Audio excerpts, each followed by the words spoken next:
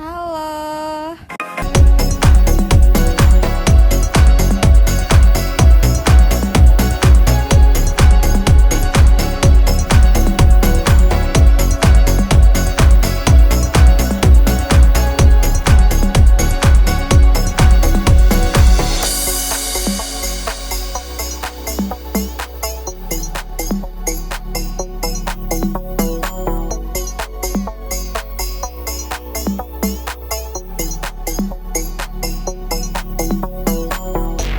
Villa yang masih tergolong sangat grass di daerah pesisir selatan Malang.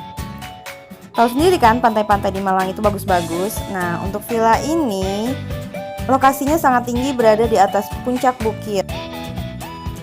Villa ini terletak di pantai Teluk Asmara. Nah, kita sudah masuki wilayah pantai. Lalu kita berbelok ke kiri, kita akan menuju villanya.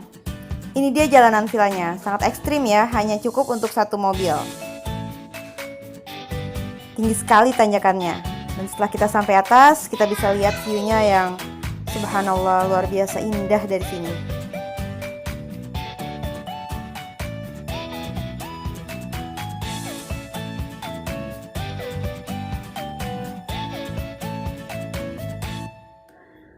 Villa ini kurang lebih mungkin baru 1 tahun jadi ya.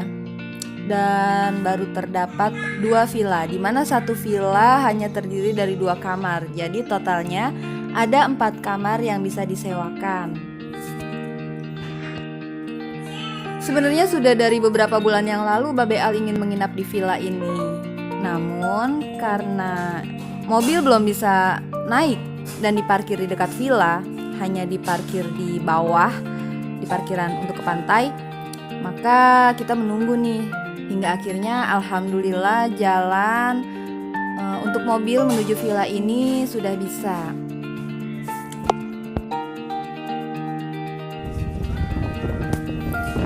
View pantai Teluk Asmara dilihat dari atas ini benar-benar luar biasa ya.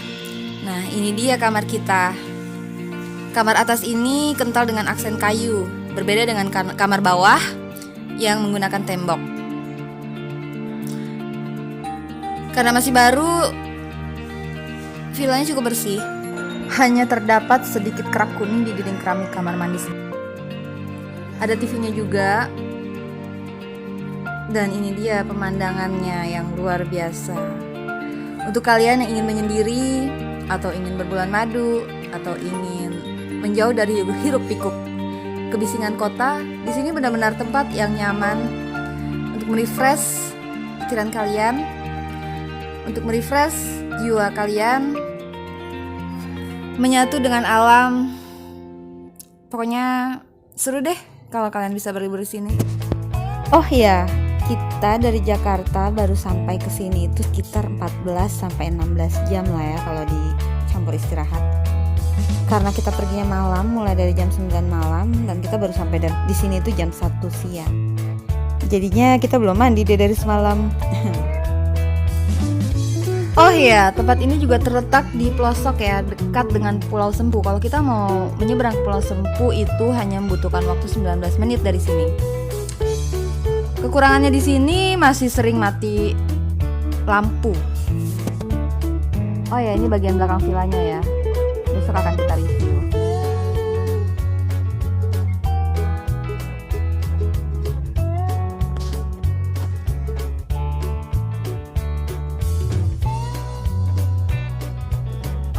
Meskipun di sini sering mati lampu dan tidak bisa nonton TV karena TV-nya sih kata masnya kesambar petir. Tapi kita nggak akan bosan kok melihat pemandangan yang luar biasa indahnya. Pantai ini juga digadang-gadangkan mirip seperti Raja Ampat, makanya mendapat julukan Raja Empatnya Malang. Oke, setelah istirahat sebentar dan sudah mandi, menjelang asar kita siap-siap nih untuk bermain-main di pantai Teluk Asmaranya. Sebenarnya sih pantainya nggak jauh ya, hanya tinggal menuruni jalanan yang tadi untuk akses mobil itu. Namun karena turunan atau tanjakannya, jadi ketika menanjak lepas dari pantai itu lumayan capek juga kalau berjalan kaki. Tapi karena pantainya masih sangat bersih dan sepi, ditambah pemandangan alamnya yang luar biasa indah, jadi seru-seruan aja tuh meskipun kita capek jalan kaki karena menanjak. Dan bikin ketagihan deh untuk main ke pantainya.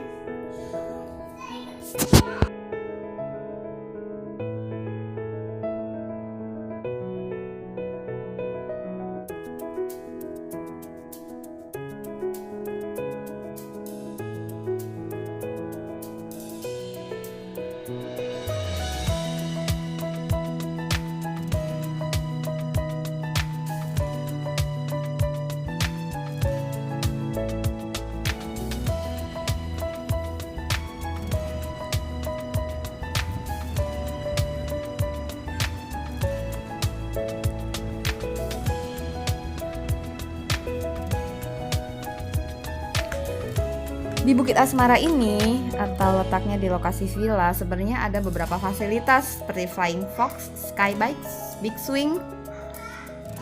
Namun sayang sekali saat kita nanya kepada pengurusnya, katanya alatnya masih belum bisa digunakan.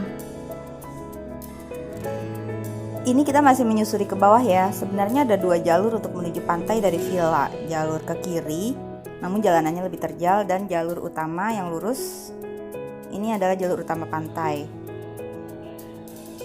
Ini dia pantai Teluk Asmaranya. Ini cuplikan kita saat di pantai sore hari. Untuk review pantai lebih lengkapnya nanti kita buat konten tersendiri ya, yang terpisah, biar lebih detail lagi.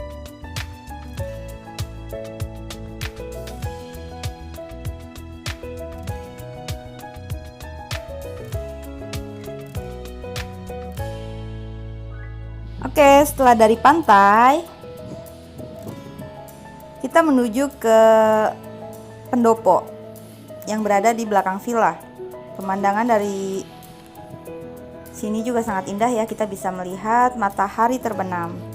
Namun mungkin tidak bisa melihat terbenam dengan sempurna karena di sini dipenuhi oleh banyak bukit. Cantik sekali pemandangan dari sini. Kita lihat di pinggir-pinggirnya itu ada meja kayu, namun belum ada kursi-kursinya.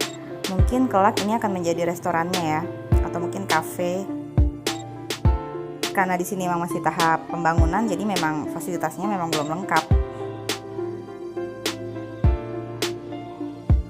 Kalau untuk makan sih kalian nggak perlu khawatir, karena di parkiran dekat pintu masuk pantai itu sudah ada beberapa toko yang menjual makanan. Dan makanannya juga aku udah coba, enak ya, murah-murah juga. Tapi tokonya itu hanya buka dari jam 7 pagi sampai jam 5 sore. Nah, ini dia nih. Cantik ya kalau di sini dijadikan kafe. Semoga cepat ya proses pembangunannya, biar fasilitasnya juga lebih lengkap dan kita lebih nyaman nginepnya. Karena tempat ini berpotensi besar untuk menjadi tempat pariwisata karena memiliki pemandangan alam yang sangat indah. Oke, kita istirahat dulu. Siap-siap menyambut sunrise esok hari biar nggak kesiangan. Ini adalah nuansa jam 4 pagi. Ini tanpa filter ya, warnanya benar-benar merah keunguan dan ada semburat biru. Pertama kali lihat itu terpukau sekali antara ombak dan juga kabut yang menyelimuti laut serta pulau-pulau kecilnya. Sangat pantas jika tempat ini disebut surga yang tersembunyi. Aslinya tuh lebih bagus ya dari video ini.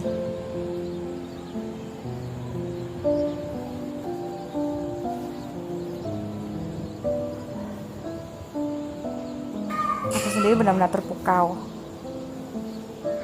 dengan nuansa subuh ini. Kita hanya bisa mendengar suara ombak, burung, dengan nuansa pagi yang sejuk. Pokoknya amazing banget.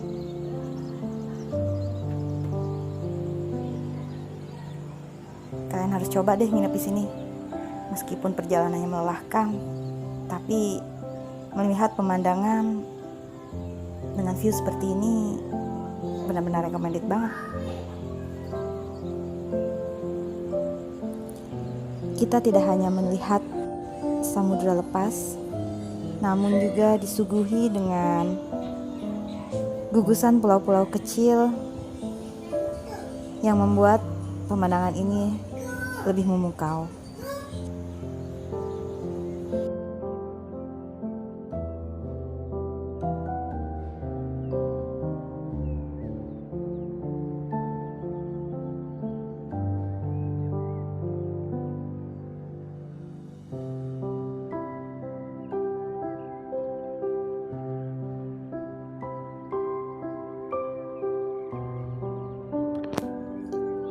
Pagi-paginya kita main lagi nih kesini. Suasananya masih dingin.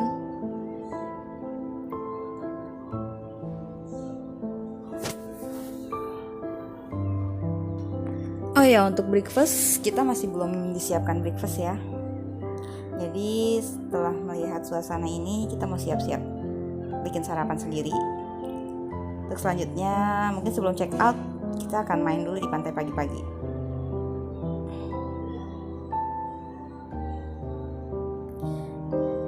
Karena cuacanya cukup mendung dan berawan, jadi mataharinya kita nggak bisa melihat terbit dengan sempurna deh. Tapi nggak apa-apa kok. Kita jadi bisa merasakan nuansa hujan ketika kita nginep di sini pagi-pagi. Syahdu sekali rasanya. Tapi hujannya nggak lama, sekitar 1 jaman setelah itu terang. Oke, kita cuma sampai jam 10-an lah di sini. Setelah kita sarapan, kita mandi, kita siap-siap mau check out. Sekalian mampir lagi deh di pantainya. Karena kita masih akan melanjutkan perjalanan kita ke Bromo. Foto-foto dulu ya buat kenangan. Beneran deh, tempat ini mungkin akan menjadi tempat yang kita rindukan untuk liburan kembali. Karena view di sini benar-benar indah. Saat kita menginap itu kita cuma sendiri. Mungkin karena pas weekday kali ya. Karena untuk jadwal weekendnya itu listnya yang menginap di sini udah penuh. Tapi jadi merasa menginap di resort pribadi deh. Benar-benar nyaman, sepi, sunyi.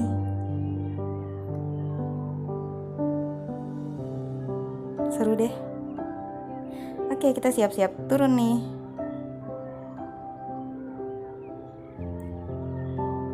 Mas-mas di sini juga ramah-ramah.